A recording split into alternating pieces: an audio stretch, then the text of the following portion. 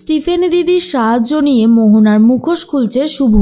সম্পূর্ণ জানতে ভিডিওটিতে একটি লাইক করে দেখতে থাকো। গল্পের শুরুতেই আমরা দেখতে পারি শুভ তো বাড়ি ছেড়ে বেরিয়ে এসেছে। কোথায় যাবে, কি করবে, কি খাবে কিছুই বুঝে উঠতে পারে না। আর এর মাঝখানেই দেখা যায় স্টিফেনি দিদি শুভকে ফলো করতে থাকে। শুভকে নিয়ে সে তার বাড়িতে চলে এসেছে। এরপর শুভ বলে, স্টিফেনি দিদি, তুমি আমাকে যেভাবে সাহায্য করলে আমি তোমার ঋণ কখনোই শোধ করতে পারবো না। স্টিফেনি বলে, কি বলছো কি শুভস, আমি তো তোমাকে ভালোবাসি, আমি তোমাকে সত্যিই খুব ভালোবাসি। তুমি বিপদে পড়েছো আর তোমার স্টিফেনি দিদি তোমাকে সাহায্য করবে না, সেটা তো হতেই পারে না, তাই না? আমি সেই জন্যই তোমাকে সাহায্য করতে চলে এসেছি। তুমি একদম ভেবো না, আমি তোমার পাশে আছি।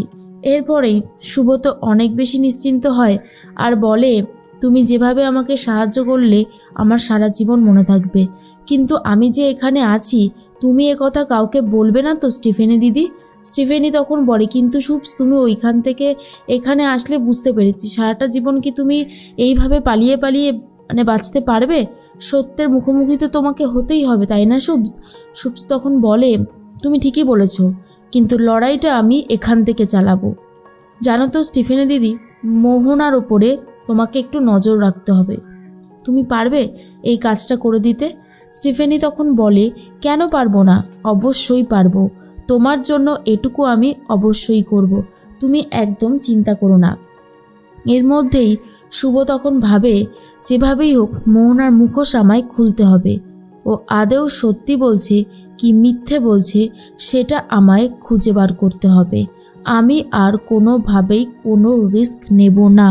এর মধ্যেই স্টিফেনি বারবার করে একটা কথাই ভাবতে থাকে, যেভাবেই হোক ওই মোহনাকে ওই বাড়ি থেকে বার করে শুভকে তার নিজের জায়গাটা ফিরিয়ে দিতে হবে।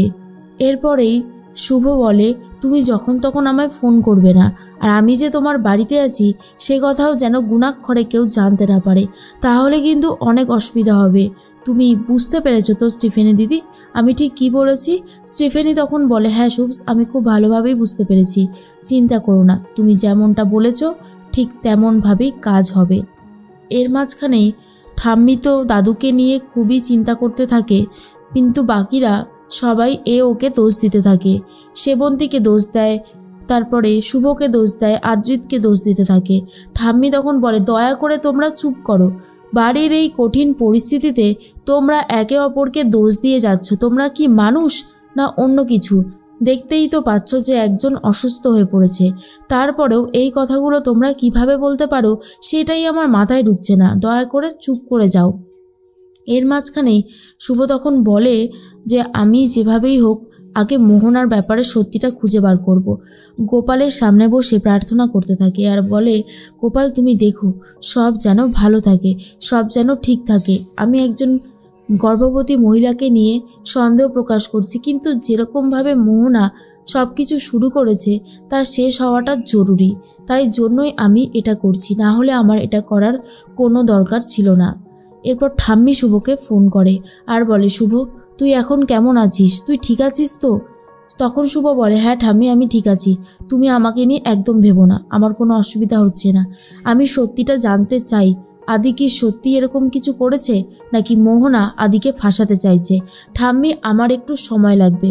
ঠাম্মি তখন বলে, ঠিক আছে, তোর যতটা সময় লাগার নে, কিন্তু তুই নিজের ওপর খেয়াল রাখবি, মনে থাকে যেন। এদিকে আদি চলে এসেছে সেবন্তীর ঘরে। সেবন্তী তখন বলে, কি ব্যাপার, তুমি এখানে কি করতে এসেছো? তুমি নিজেও জানো না যে তুমি কত বড় সর্বনাশ করেছো এই পরিবারের। তুমি কেন এই জিনিসটা করলে আদি? আমরা তো সবাই তোমাকে ভরসা করেছিলাম, বিশ্বাস করেছিলাম, কিন্তু তার প্রতিদান যে এরকম হবে আমি কল্পনাও করতে পারিনি।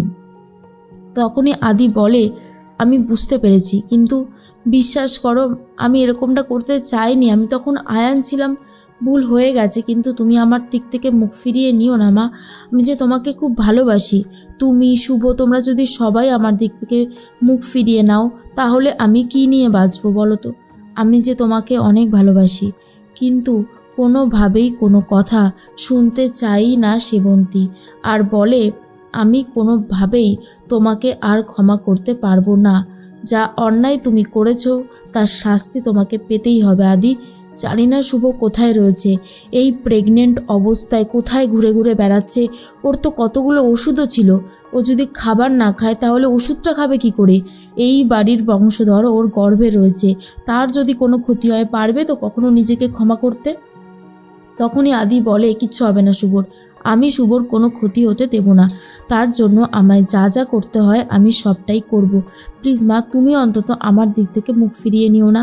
এরপরে তখন আর কোনো কথা বলার মতন অবস্থাতেই নেই সেবন্তী। খুবই কান্নাকাটি করতে থাকে আর খুবই ভেঙে পড়েছে।